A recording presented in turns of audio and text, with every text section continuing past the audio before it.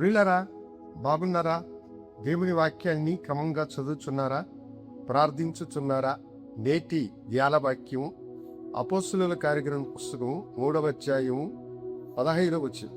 మీరు జీవాధిపతిని చంపితిరి, కానీ దేవుడు ఆయన మృతులలో నుండి లేపను, అందుకు మేము సాక్షులు. దైవజనుడైనటువంటి పేతురు ఇశ్రాయేలు ప్రజలను చూచి చెప్తున్నటువంటి మాట, మీరు జీవాధిపతిని చంపితిరి, కానీ దేవుడు ఆయనను మృతులలో నుండి లేపెను అని అంటూ ఉన్నారు. ప్రభునందు ప్రియమైన దేవుని బిడ్డలారా, యేసు తాను బ్రతికున్న దినాలన్నిటి కూడా తాను 3వ దినమున పునరుత్థానుడై తిరిగి లేస్తానని చెప్పాడు. ప్రభు చెప్పినటువంటి మాట ప్రకారము ఆయన మృతి పొందిన తర్వాత ఆయనకు విరోధులైనటువంటి వారు పిలాతు దగ్గరకు వెళ్ళి, ఈ వంచకులు బ్రతికున్న కాలములో తాను తిరిగి లేస్తానని చెప్పాడు. ఒకవేళ ఆయన శిష్యులు అతని శవాన్ని దాచిపెట్టి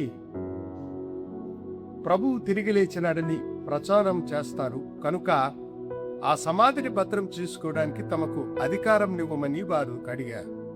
పిలాతు, మీ ఇష్టం వచ్చినంత భద్రతను మీరు చేయండి అని వారికి ఆజ్ఞాపించగా, వారు వెళ్ళి అనేకమైన సైన్యమును వంతులు వారిగా కాపలా ఉంచి ప్రభు యొక్క సమాధికి వారు రోమ్ యొక్క ముద్రను ముద్రించి ఆ సమాధిని వారు సీల్ చేసినారు.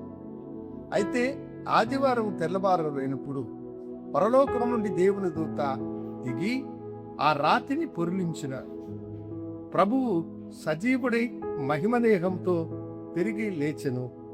ఆ లేచినటువంటి ప్రభు యొక్క శుభ సందేశమును మగ్దలేని మరియా కనుగొన్నటువంటిదై పేతురుకు యోహానికి ఆ మాటలను ఆమె చెప్పింది. వారు కూడా వచ్చి ప్రభు లేచినాడన్న సత్యమును గుర్తెరిగి లోకానికి చాటించినారు. కనుకనే ప్రభువు శిలువ మరణముకు వెళ్ళినప్పుడు పేతురు ఆయనను ఎరగనని ముమ్మారును గొక్కినటువంటి ఈ మనుషుడు పునరుత్థానపు శక్తిని గ్రహించిన వాడి ఆ పుట్టుకుంటూ వారిని యేసు నామమున, నజరేయుడైన జీవము కలిగిన యేసు నామమున వాని స్వస్థపరచిన. వీడు ఎలా స్వస్థపరచబడ్డాడని అందరూ వారి వైపు చూస్తుంటే వారి ముందు ధైర్యంగా చెప్తున్నాడు ఆయన, మీరు జీవాధిపతిని చంపినారు, దేవుడు ఆయనను మృతులలో నుండి లేపినాడు.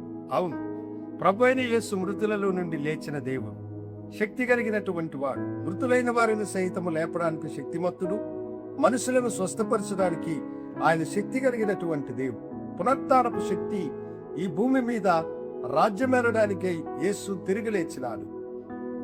ప్రాణముతో తిరిగి లేచి పునరుద్ధానుడైనటువంటి ఏకైక వ్యక్తి ప్రపంచమంతటా ప్రభువైనటువంటి యేసు మాత్రమే. మీ క్రియలలో మీరు చనిపోయి పాపముల వల్ల మీరు మృతి పొంది ఉన్నప్పుడు, మీ పాపముల కొరకై చనిపోయి తిరిగి లేచిన యేసు మీకు జీవమునిచ్చే గొప్ప దేవుడు. పునరుద్ధానుడైనటువంటి యేసు యొద్దకు రండి. దేవుని మేలును మీరందరూ పొందుకొని ఆశీర్వదించబడుదుగాక.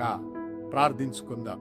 గనుడా, పరిశుద్ధుడా, పునరుత్థానుడైన యేసు నామమున నీ బిడ్డలను ఆశీర్వదించమని యేసు నామమున అడిగి వేడుకొంచున్నాను తండ్రి. ఆమేన్. శుభోదయం. ప్రభు మిమ్మల్ని దీవించును గాక. ఆమేన్.